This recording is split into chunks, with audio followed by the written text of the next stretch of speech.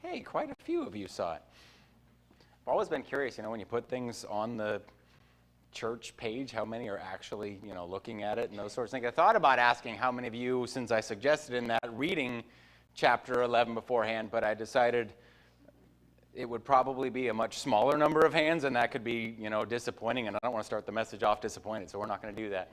I'm just kidding. I am sure that's not true. Every one of you, I am just going to, whether it's true or not, tell myself, every one of you that saw that post also read Psalm 11 prior to coming here. So I'm just going to believe that, and we're not going to ask for a raise of hands because I know it's true.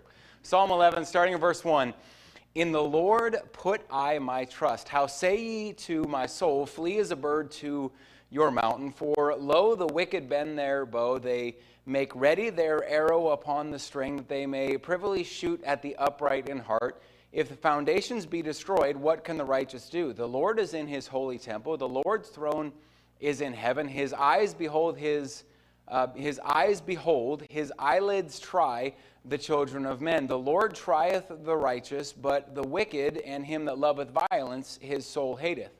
Upon the wicked he shall rain snares, fire and brimstone, and an horrible tempest. This shall be the portion of their cup. For the righteous Lord loveth the righteous. His countenance doth behold the upright. Let's go ahead and pray. Lord, I want to thank you for the time we can have in your word tonight. Lord, I do pray that you will use this message, Lord. I pray that you will use me in this time, Lord, and speak through me tonight. I pray this in your name.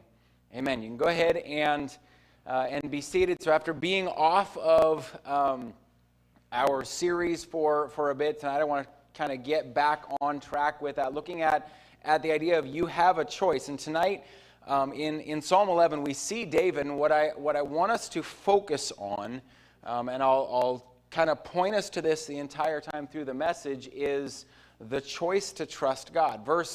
Chapter 11, verse 1, or Psalm 11, verse 1, in the Lord put I my trust. In the Lord put I my trust. David demonstrated in his life that phrase was more than just words. Because the reality is, it's easy to say, I trust God. It's a lot harder to actually do it. We say, I trust God, and then a trial comes, and we tend to, if we're honest, we tend to lean back to our own understanding. Saying we trust is a lot easier than actually trusting. And that's true when we're talking about, I trust God. That's true when we're talking about other areas. Saying we trust is a lot easier. Josh got his permit a few weeks ago. I'm going to embarrass him for a minute here. He's going to love this. He got his permit a few weeks ago. Any of you parents with kids that you've taught to drive will understand this well. It's really easy when they're 14 to say, yeah, I trust them driving. And that it's all going to be good. It's really easy, that year, that 6 months leading up to it, the 3 months leading, even the month of, it's really easy. Yeah, I trust him driving. It's going to be fine. That becomes entirely different when you hand him the keys and you're expected to sit in the passenger seat beside him. I have for years, you can ask my wife, I have for years said that I'm a bad passenger. That's why I drive our family everywhere. It has nothing to do with my wife's driving. It has everything to do with the fact I don't like being a passenger because I'm not in control. But now, in order to teach my son, not only am I not in control, but I'm allowing a kid with very little experience to control us. I love my kid, and I don't want to embarrass him any more than I already probably have. And all honesty, I will give this disclaimer. He has been a really good driver so far. But the thought of giving someone who's never driven the keys of your vehicle is a little terrifying. So his driver's ed makes parents sit in the first class. I found out I did it all wrong because he got his permit. I tossed him the keys of my truck, and I was like, let's drive to town for milkshakes. Let's go. Jump on the highway. It'll be fine. Apparently, you're supposed to have him sit in a parking lot and figure out, sitting behind the wheel and where everything is first. We didn't do that. I'm like, 55, go, hit the gas. It'll be fine. Stay white line or yellow line, white line. Stay between them and let's go. I learned from my dad, though. My dad did that to me. I got my permit, and I couldn't have had it a week. And we were going to Oregon, and we got on I-5, and my dad said, okay, I'm going to take a nap. Wake me up when we hit Oregon. I was terrified. But whole point of that, it's easy to say, I trust. It's a whole lot harder when it's actually put in action. It's pretty easy to say, hey, I trust God when I'm not having to do anything that requires trust. It's a whole lot harder when that is put to the test. It's easy to say, I trust God when, paychecks are nice and the bills are paid and there's extra money in the bank, and it's a little harder when all of that is in question. This passage that we're looking at tonight with David here, David is a man who trusted God in more than just word in his life. You think of some of the things that David has done. David, he trusted God to wait. The prophet Samuel comes and anoints David the future king of Israel. And then it is years before he's actually king. In studying for this message, I read one commentary that said it is believed it was 15 plus years between when he was anointed and when he was made king. That is a long time. Can you imagine? I'm the anointed king watching the sheep. I mean, that's a long time to wait. I mean, that is, again, mentioning Josh, that's Josh's entire lifetime. I can guarantee you that's not what David wanted. If he is a typical teenage boy, and you're told, hey, you're going to get something really, really great, you want it now, not a decade and a half from now. I mean, it's hard to tell a teenage boy to wait 15 minutes for dinner. Can you imagine telling him 15 years to be king? And even not being, a teen at the time, if you're told you're going to be the next king, you aren't going to want to wait for 15 years, It's going to be more of a, great, I'm the next king. Let's get that started, That takes a lot of trust that God knows what he's doing. It takes a lot of trust just to wait that long on God's time. He trusted God to wait. David trusted God, we know, when he goes to fight Goliath. I won't have us turn there right now, but when you think about when David went to fight Goliath, that's a terrifying situation. I mean, David is still just a kid at the time. He's not a trained soldier. He's not even a full-grown man at this point. He's walking down into a valley to fight a man who is a trained soldier, a man who is a giant. I mean, realistically, Goliath's armor bearer would have been bigger and more qualified than David was. I mean, David is going to fight one-on-one with a man that has the entire army afraid to come out. Because of Goliath, the entire army of Israel is too afraid to fight, and David's going to go take him on, mano a mano out here. This situation is bad, but David goes, not because he trusts his own ability. It's not because he knew that he was good with a sling, not because he was confident in himself. It's because he knew, it was not because he knew, well, I killed a lion and a bear. I know he mentioned those animals, but he didn't go fight Goliath because, well, I killed a couple of animals so I can kill you.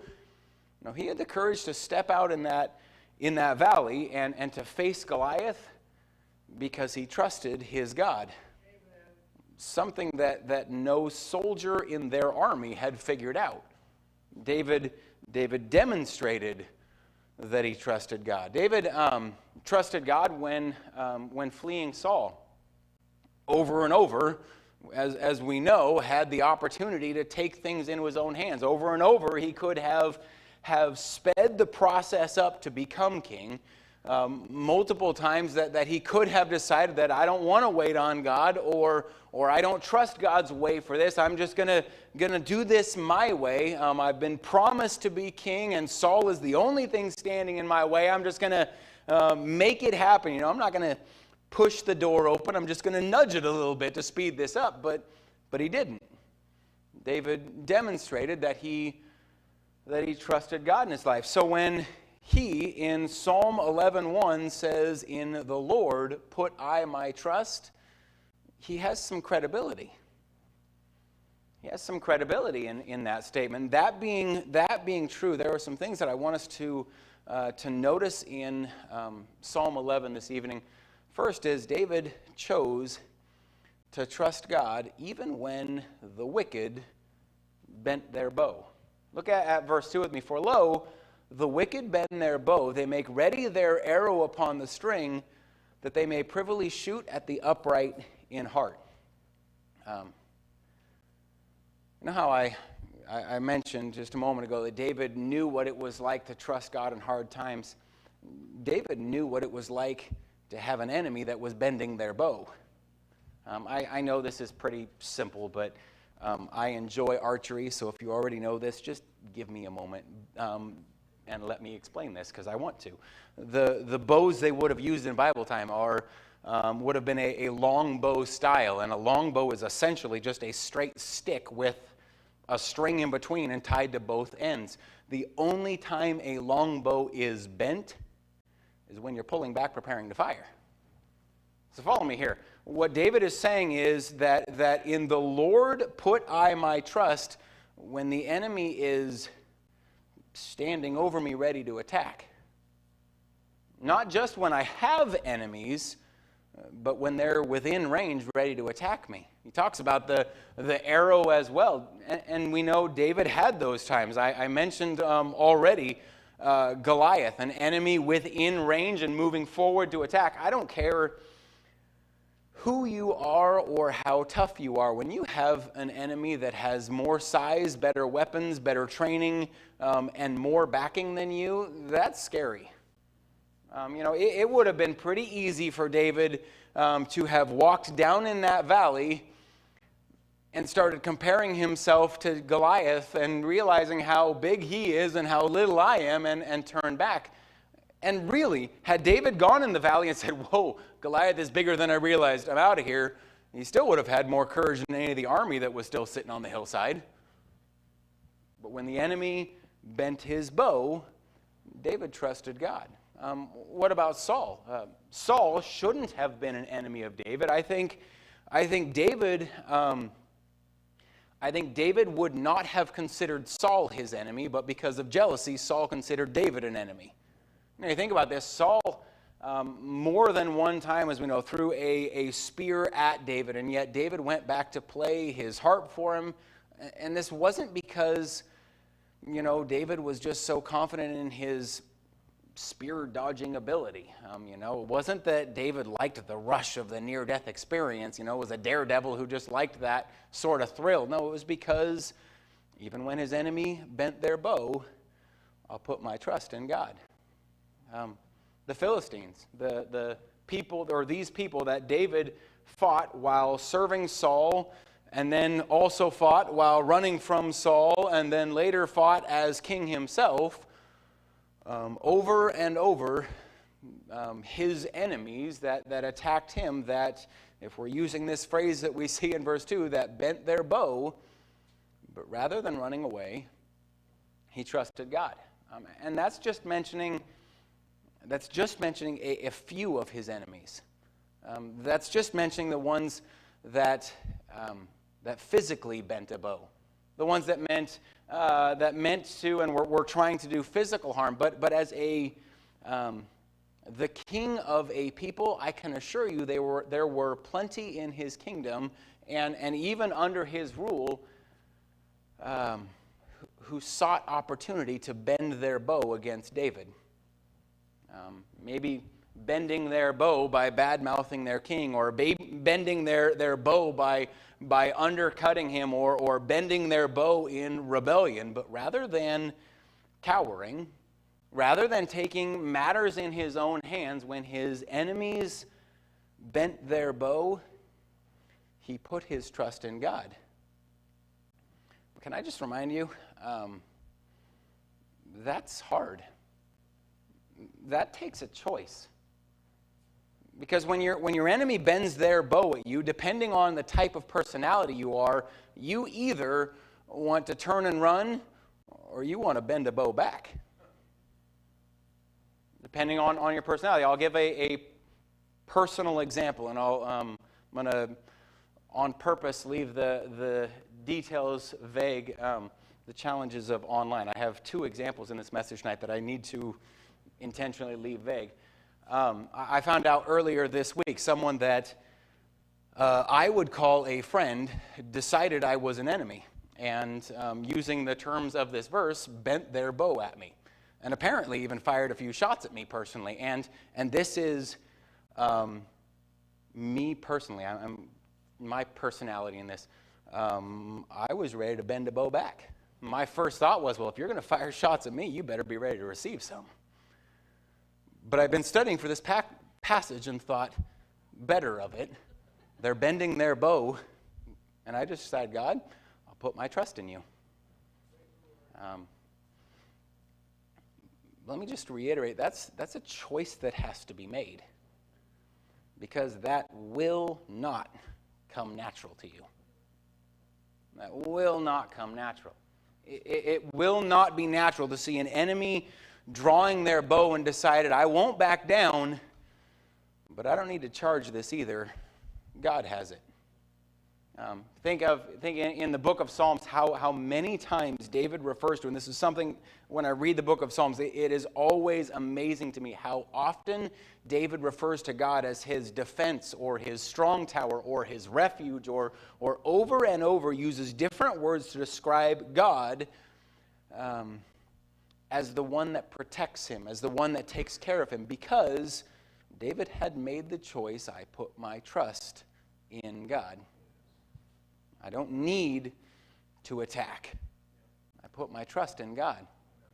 Choose to trust God even when the wicked bend their bow. That could be talking personally right now. That could be talking nationally. I get that you look around right now, and in our nation it looks like there are a whole lot of wicked men bending their bow ready to fire.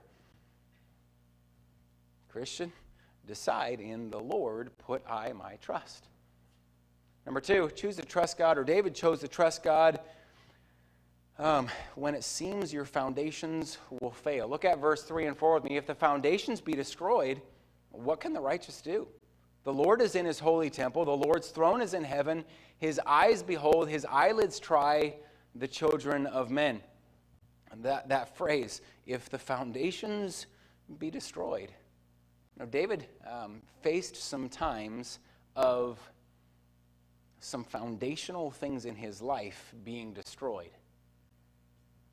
In the relationship to Saul, when the king of the nation is spending his time and his focus and his army and the resources of the nation chasing one man, trying to kill him, the foundation has been destroyed.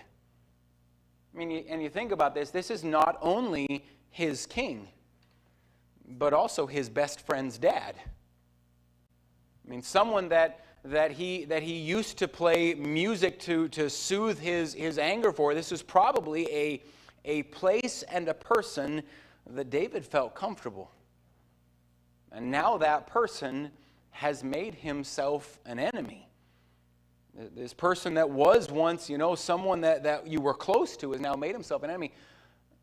That will, if not destroy a foundation, it'll sure rock it. It'll sure shake your foundation a little bit. Again, I don't want to give names because I know we're online. One of my best friends growing up, I spent a good amount of time with him as my best friend. Because of that, with his family, and thought of them as family. I drove down to be at his sister's graduation. As an adult, my wife and I would take trips there purposely. My best friend had moved away. We would take trips down to see the parents of my best friend. They were like family, and then somewhere along the line, the dad decided that he disagreed with what we believe and became hostile about it. To the point that because I believe what I do, or because I believe what I do, he or anyone in his family won't even talk to me. When it first happened, that rocked my foundations.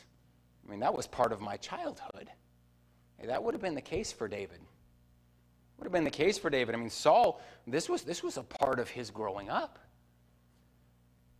But when the foundations, or though the foundations be destroyed, I can trust in God. David also would have understood this in the relationship even with Bathsheba and conversely the loss of his son. You read the mess that went on there, and we're familiar with it. I'm not going to have us turn there and read that right now, but David is not where he should have been. Rather than leading his men into battle like he was supposed to do, he stayed home and spies Bathsheba that he wants for his own and steals another man's wife, gets her pregnant, tries to cover it up with lies, and then when that doesn't work, with murder. I mean, a mess of a situation. And then the child that they had together dies, and it rocked David's foundations. And understandably so. This entire situation is out of character for David. He knew better, and now because of his sin, his child has died. But when the situation ended, what happened? David repented of his wrong and turned back to God. Why? He didn't let it just keep him down. He didn't let it destroy the rest of his life, because David had decided that even if the foundations be destroyed, I can put my trust in God. There are times in life that we feel like our foundations have been destroyed. Things that maybe were foundational in us coming to Christ, and they are no longer there, or people that maybe played a major role in who we are spiritually, who have fallen. Maybe on a more personal note, it's a financial foundation that has been destroyed, and something happened, and that security is gone, or a relationship foundation that is destroyed. Someone you thought you'd never lose or never pictured your life without, and that's gone, or whatever else. We have all sorts of things that could be defined as foundational in our life, and when we lose those things,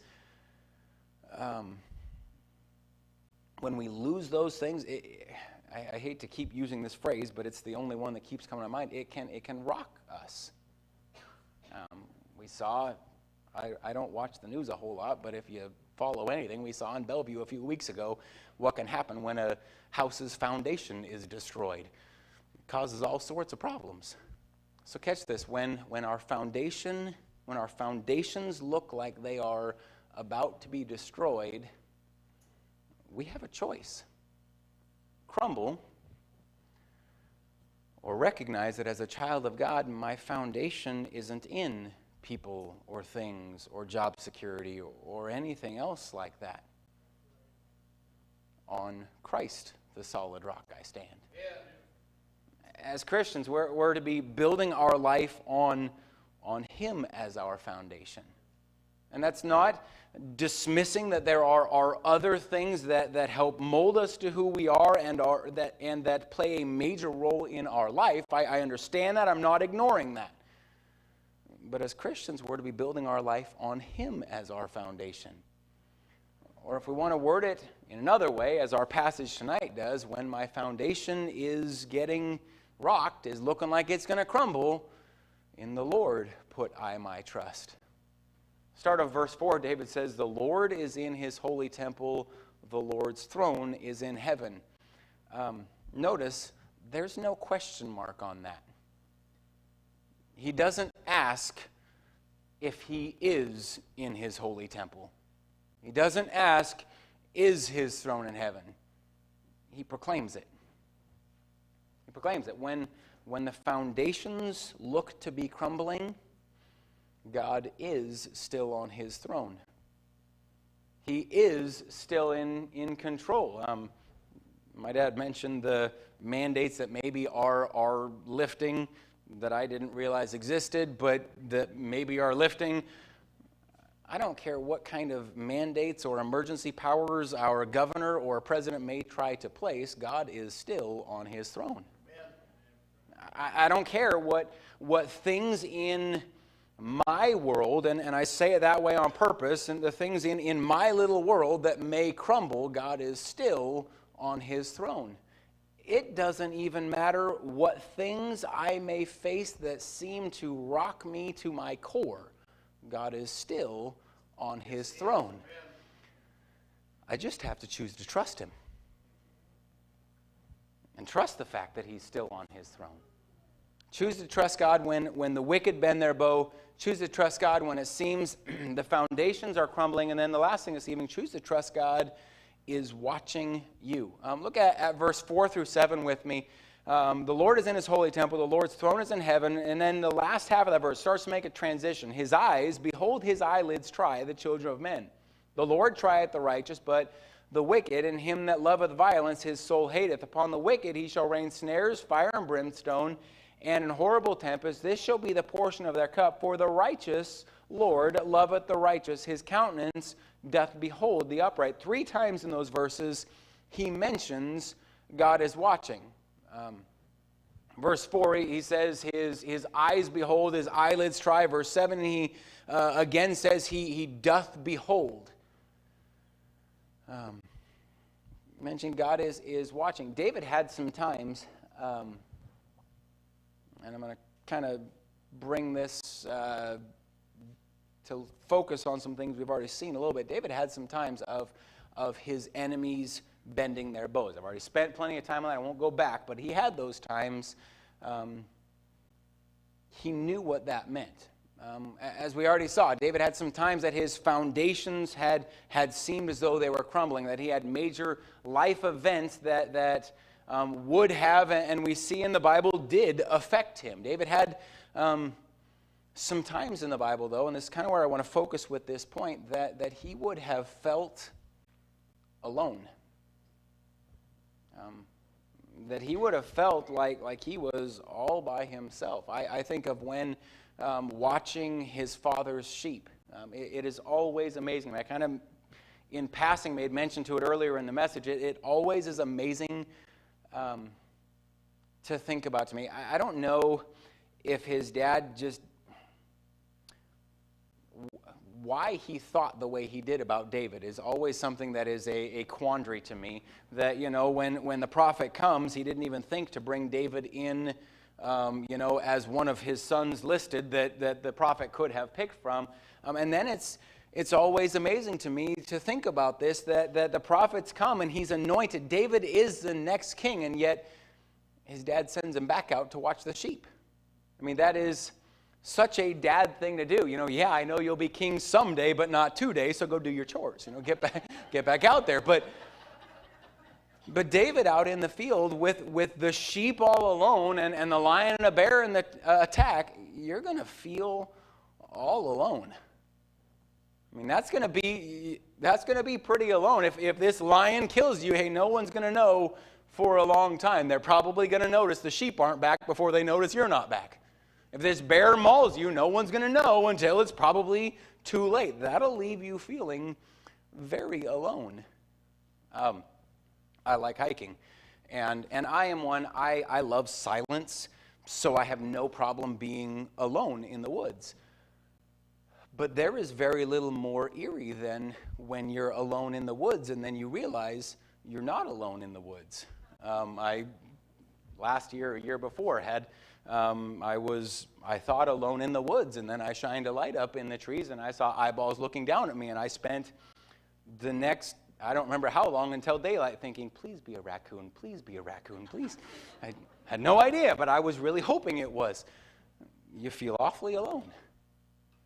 I think of when running from Saul. I know that David, had his mighty army. The discontent and disgruntled people that made up his mighty army. But you've been pushed from your home.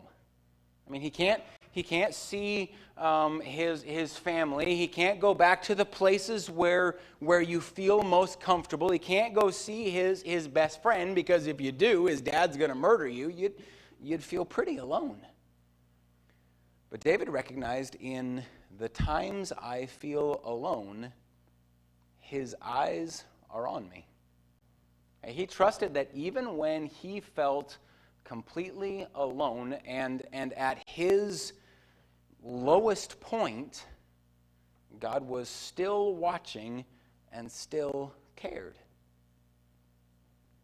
And here's why that's important for us to see here tonight, and why I believe important in this message, because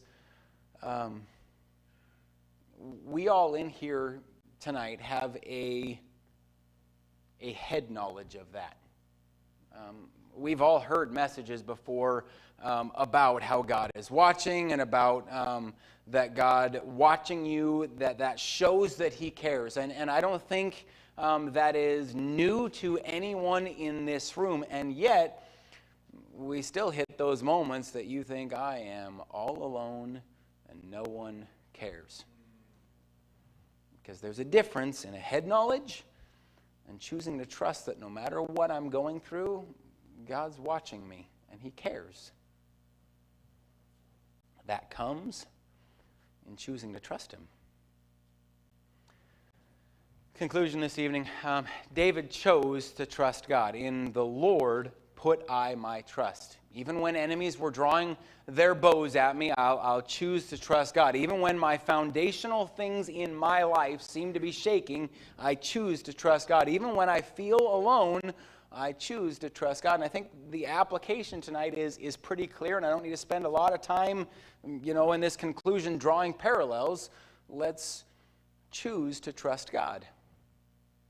Not just in word, not just when it's easy, but choose to trust God even when my enemies are drawing their bow at me. I trust that he'll deliver. And let's choose to trust God even when the foundational things of my life seem to be crumbling. I trust that he's my rock and my foundation. And let's choose to trust God even when I feel alone and like no one cares. I trust that he's watching and cares. Amen. Let's pray. Lord, I want to thank you for this passage of Scripture. Lord, I thank you for the way you spoke to me as I've been studying this passage. Lord, I do pray that you will help us to choose to trust you. I know for no one in here is this a new concept. As I said, it's one of those things I think we know in word, but we struggle to put into practice. And we can see through the example of David that in him, when he says, in the Lord do I put my trust, this wasn't just words. He lived it. And see example after example of that. Lord, I pray that you'll help us tonight to learn from his example and make the choice. I'm going to choose to trust God. Not just in word, not just when it's easy, but when it's put to the test. Pray this in your name. Amen. So I'll go ahead and stand with heads bowed and eyes closed tonight. I think the altar call is simple. I tried to kind of lay it out while winding down the message. Let's tonight choose, not just in word, not just when it's easy, to trust God. To trust him when the enemy is bending their bow at me, and it looks like, boy, I'm about to get hit. I'm going to trust that he's going to deliver.